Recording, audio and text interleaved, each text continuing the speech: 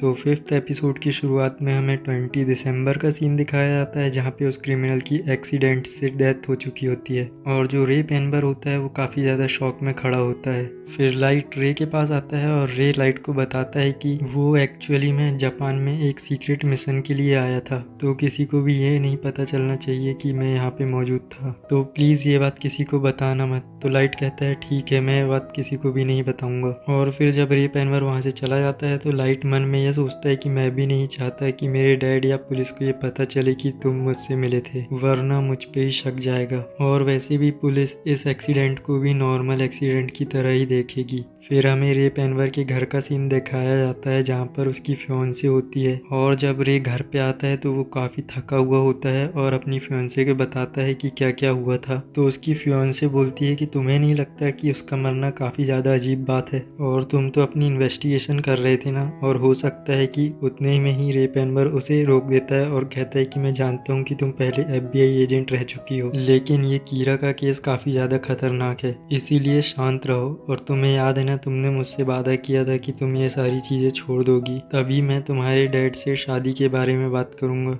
और फिर हमें लाइट के घर का सीन दिखाया जाता है और र्यूक लाइट से पूछता है कि आप क्या करोगे, तुम उस एजेंट का नाम लिखोगे और उसे भी मार डालोगे। तो लाइट कहता है नहीं, तब तक वो और किसी को भी इन्वेस्टिगेट कर लेगा, अभी मैं उसे मारूंगा तो मेरे ऊपर ही शक जाएगा, लेकिन तब तक मैं एल के साथ थोड़ा खेल लेता हूँ। फिर बतारी एल को कांटेक्ट करता है और बतारी एल को बताता है कि एक और विक्टिम मरा है और उसने भी एक मैसेज छोड़ा है और उस लेटर के ऊपर लिखा होता है गॉड ऑफ डेथ, मतलब कि शिनिगामी। तो पहले लेटर में लिखा होता है एल क्या तुम्हें पता है, और दूसरे लेटर में लिखा होता है शिनिगामी। तो एल कहता है कि क्या ये कहना चाहता है कि ये शिनिगामी सच में होते हैं। फिर एल बतारी को बोल देता है कि पुलिस स्टेशन में पूरी नज़र रखना है क्योंकि हो सकता है कि कीरा और भी कोई मैसेज भेजे। और फिर हमें दिसंबर 27 का सीन दिखाया जाता है, यानी कि उस एक्सीडेंट के ठीक एक हफ्ते बाद का सीन। और यहाँ पे सबवे के अंदर लाइट खड़ा होता है और वो कहता है कि इतने समय से हम जो एक्सपेरिमेंट कर रहे थे आज वो काम आने वाले हैं। फिर वो र्यूक को बताता है कि मैंने एक चीज़ नोटिस की है, जैसे कि हम किसी का नाम लिखने के बाद एक्सीडेंटल डेथ या फिर हार्ट अटैक लिखते हैं और सारी डिटेल्स लिखते हैं, लेकिन अगर हम पहले से ही सारी डिटेल्स लिख दें तो हमें सिर्फ नाम लिखने की ज़रूरत है और फिर उसके बाद वो चीज़ हो जाएगी। तो र्यूक कहता है क्या बात है, ये चीज़ तो मुझे भी नहीं पता थी। तो हमें यहाँ पे लाइट के प्लान का थोड़ा सा आइडिया दिया हुआ होता है और फिर वहाँ से रे पेनबर निकलता है तो लाइट उसके पीछे चला जाता है और कहता है रे पेनबर अगर तुम पीछे मुड़े तो मैं तुम्हें मार डालूंगा, मैं कीरा हूँ। तो यहाँ पे रे पेनबर थोड़ा सा शॉक हो जाता है और कीरा उसे सावधान करते हुए बोलता है कि कोई भी चालाकी मत करना वरना मैं तुम्हें मार डालूंगा। तो फिर रे पेनबर बोलता है कि ये आवाज़ ये मैंने कहीं ना कहीं सुनी है। तो लाइट बोलता है कि पहले मैं तुम्हें ये साबित करके दिखाऊंगा कि मैं ही कीरा हूँ। वहाँ पे चश्मे में एक आदमी होता है एक कॉफ़ी शॉप पे, और लाइट उसे मार देता है और बताता है कि इस पे सेक्सुअल असॉल्ट के चार्जेस थे, लेकिन ये हर बार बच जाता था, इसीलिए इसको तो मरना था। मैंने इसके बारे में बहुत सारी रिसर्च की है और साथ ही साथ मैंने तुम्हारे बारे में भी बहुत सारी रिसर्च की है। तो यहाँ पे रे पेनबर लाइट की बात मान लेता है और कहता है हाँ मैं समझ गया कि तुम ही कीरा हो। तो लाइट कहता है यहाँ पे मौजूद लोगों की ज़िंदगी उतनी ज़्यादा मैटर नहीं करती जितनी तुम्हारे रिश्तेदारों की करती है। फिर लाइट रे पेनबर को बोलता है कि तुम्हारे पास लैपटॉप है ना, क्या तुम्हारे पास ये इन्फॉर्मेशन है कि जापान में कितने एजेंट्स आए हैं। तो रे पेनबर कहता है कि अभी उसके पास ये इन्फॉर्मेशन नहीं है। फिर लाइट रे को एक एनवलप देता है और कहता है इसमें से ट्रांस रिसीवर निकालो और अपने कान में लगा लो। फिर लाइट वहाँ से चला जाता है और कहता है कि तुम यावानोटे लाइन में जाओगे, फिर चाहे वो कोई सी भी डायरेक्शन में जा रही हो, तुम्हें अंदर जाना है और दरवाजे के साइड वाली सीट पे बैठना है, और अगर वहाँ पे पहले से कोई बैठा है तो इंतज़ार करना उसके उठने का, और फिर वहाँ पे बैठ के मैं आगे की बात बताऊँगा। और कोई भी चालाकी करने की कोशिश मत करना क्योंकि मैं तुम्हें देख रहा होऊंगा। फिर रे बैठ जाता है और फिर लाइट उससे पूछता है कि अब मुझे ये बताओ कि यहाँ पे कितने एजेंट्स आए हैं और उनका प्लान क्या है। तो रे बताता है कि टोटल 12 लोग हैं। तो लाइट कहता है कि तुम्हारे पास जो एनवलप है उसे खोलो और उसमें से सारी चीज़ें बाहर निकालो। और फिर हमें दिखाया जाता है कि उस एनवलप से पेपर निकले होते हैं और उसमें बीच बीच में लिखने की जगह होती है। तो फिर लाइट कहता है सबसे ऊपर उस एजेंट का नाम लिखो जो कि तुम्हारा इंचार्ज है। तो यहाँ पे रे सोचता है कि ये करना क्या चाहता है और इसका प्लान क्या है, लेकिन मुझे इसकी बात माननी होगी, और वैसे भी ये सिर्फ नाम से किसी को भी नहीं मार सकता। फिर लाइट कहता है कि अपना लैपटॉप ओपन करो, तुम्हें तुम्हारा सुपीरियर सारे एजेंट्स की इन्फॉर्मेशन भेज देगा।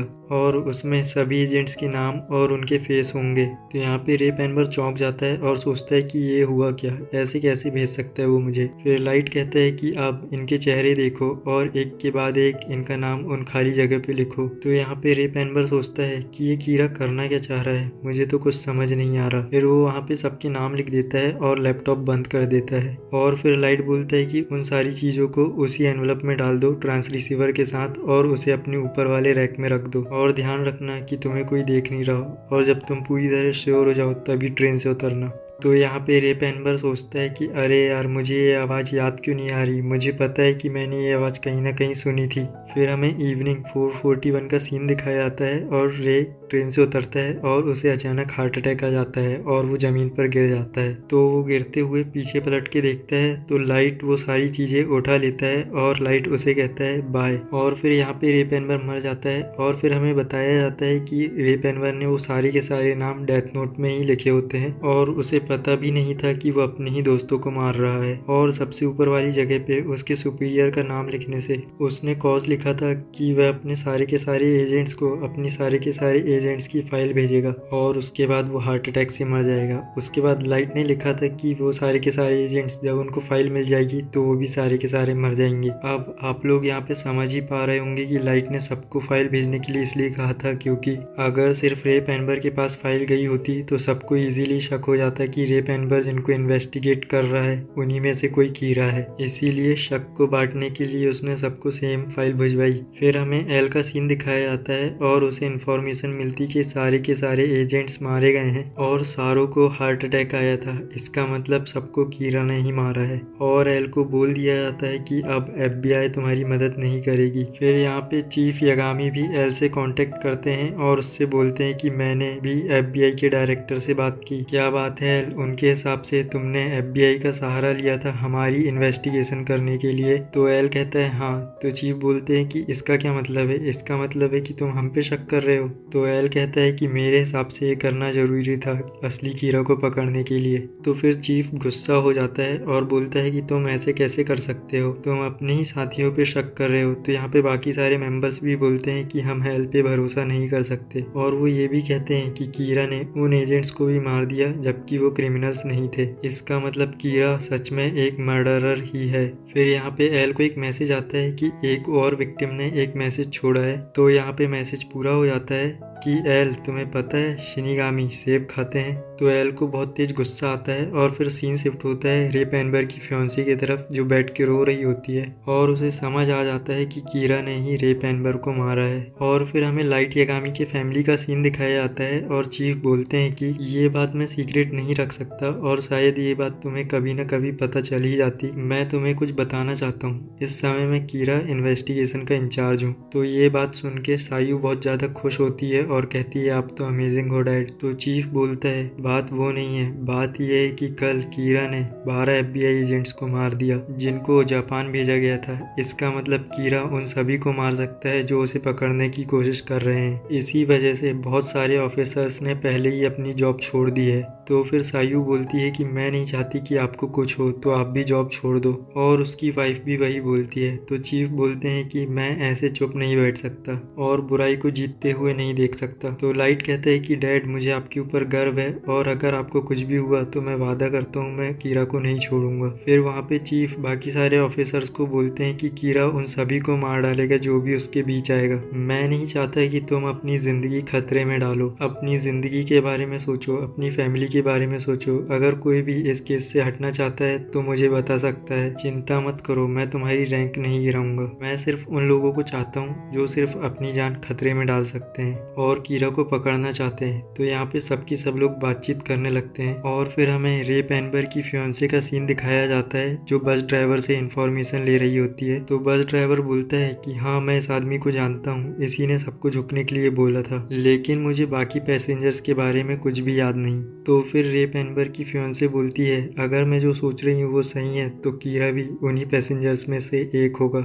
अगर ऐसा है तो मैं इस बस की रूट से पता लगा सकती हूँ कि कीरा कहाँ रहता है। और फिर हमें हेडक्वार्टर्स का सीन दिखाया जाता है जहाँ पे वो चीफ देखता है कि सिर्फ 5 ही लोग बचे होते हैं और छठवा वो खुद ही होता है। तो चीफ कहता है कि शुक्रिया। तो एल कहता है कि मैं सिर्फ तुम सब पे ही भरोसा कर सकता हूँ। तो वहाँ पे एक ऑफिसर बोलता है कि एल ने कहा कि वो हम पे भरोसा करता है, लेकिन हम एल पे भरोसा नहीं करते। और वैसे भी हमने कीरा को पकड़ने के लिए अपनी जान खतरे में डाली है, इसका मतलब तुम समझ रहे हो ना एल। लेकिन तुम तो अपना चेहरा ही नहीं दिखाते, बस हमें ऑर्डर देते रहते हो। तो फिर दूसरा मेंबर बोलता है कि ऐसे काम नहीं चलेगा, हम ऐसे काम नहीं कर सकते। तो चीफ भी यही बोलते हैं कि अगर एल तुम हमारे साथ काम करना चाहते हो कीरा को पकड़ने में तो तुम हमसे यहाँ पे आके मिल सकते हो। तो एल बोलता है कि जैसा कि मैंने बोला कि मैं तुम सब पे भरोसा करता हूँ। फिर यहाँ पे वतारी लैपटॉप की स्क्रीन घुमा देता है और एल टेक्स्ट करता है और कहता है कि जो भी मैं बता रहा हूँ वो सिर्फ हम 8 लोगों के बीच में ही रहनी चाहिए। मैं तुम 6 की 6 लोगों से मिलना चाहता हूँ क्योंकि मैं तुम पे भरोसा करता हूँ, लेकिन उससे पहले मैं चाहता हूँ कि तुम पुलिस बिल्डिंग से बाहर जाओ और एक बार फिर से सोचो कि क्या तुम मुझ पे भरोसा करते हो। फिर यहाँ पे हमें पुलिस हेडक्वार्टर का बाहर का सीन दिखाया जाता है और ये लोग बोलते हैं कि एल हमसे मिलना क्यों चाहता है, उसने पहले भी इतने सारे केसेस को खुद सॉल्व किया है, तो अब क्या हो गया, इसमें क्या अलग है, मुझे कुछ समझ नहीं आ रहा। हो सकता है कि वो नकली आदमी को हमसे मिलने के लिए भेज दे जिससे कि हमें तसल्ली मिल जाए, और वैसे भी हमें पता कैसे चलेगा कि वो ही असली एल है। तो यहाँ पे चीफ बोलते हैं कि नहीं, ऐसी कोई बात नहीं है, उसने शुरू में ही बोल दिया था कि उसे जापान की पुलिस की मदद की जरूरत है। तुम ऐसे सोच सकते हो कि शायद एल इसी वक्त का इंतजार कर रहा था, क्योंकि पहले बहुत सारे लोगों ने एल पे भरोसा नहीं किया था, इसीलिए हमारे हेडक्वार्टर से ही बहुत सारे क्रिमिनल्स की इंफॉर्मेशन लीक हुई, और इन्वेस्टिगेशन तब तक नहीं हो सकती जब तक हम एक दूसरे पे भरोसा नहीं कर सकते हो। तो चीफ यही बोलते हैं कि शायद एल इसी वक्त का इंतजार कर रहा था जब सबसे कम लोग बचे हों जिन पर वो ट्रस्ट कर सकता हो, और जो लोग अपनी जान भी देने के लिए तैयार हों बुराई से लड़ने के लिए। तो वहाँ पे एक मेंबर को गुस्सा आ जाता है और वो कहता है कि इससे अच्छा तो मैं नौकरी छोड़ के चला जाता हूँ, लेकिन मैं उस एल के साथ काम नहीं करूँगा। लेकिन चिंता मत करो, मैं तुम्हारा पीछा करते करते भी नहीं आऊँगा, जाओ जहाँ जाना है। फिर एल बता देता है कि मैं T2 होटल में हूँ और मैं कुछ कुछ दिनों में होटल बदलता रहा करूँगा, और तुम अभी के लिए इसको एक हेडक्वार्टर मान सकते हो, और अगर तुम मुझसे मिलना चाहते हो तो तुम्हें 2-2 के ग्रुप में आना होगा, और एक ग्रुप के बीच में 30 मिनट का फासला होना चाहिए, और कुछ इस तरह से आना कि सबके सब लोग 12 बजे तक रात के यहाँ पहुँच जाएं। फिर हमें एल का सीन दिखाया जाता है और वो कहता है कि हमारे बीच में दूरियां कम हो रही है कीरा, और कोई बात नहीं अगर मुझे लोगों को चेहरा पहली बार दिखाना पड़े तो। अगर तुम्हें इस मीटिंग के बारे में पता चलेगा तो तुम भी मेरे करीब आने की कोशिश करोगे और तभी मैं तुम्हें पकड़ लूँगा। फिर हमें लाइट का सीन दिखाया जाता है और वो कहता है कि पिछले कुछ दिनों में मैंने बहुत सी चीज़ें की है, अब मुझे सोचने दो कि कोई गलती तो नहीं हुई और मुझे अब आगे क्या करना चाहिए। एल, असली लड़ाई तो अब शुरू हो रही है। फिर हमें दिखाया जाता है कि चीफ एल के रूम में आ जाते हैं और दरवाज़ा नॉक करते हैं, और जैसे ही दरवाज़ा खुलता है वैसे ही ये एपिसोड ख़त्म हो जाता है। Thanks for watching.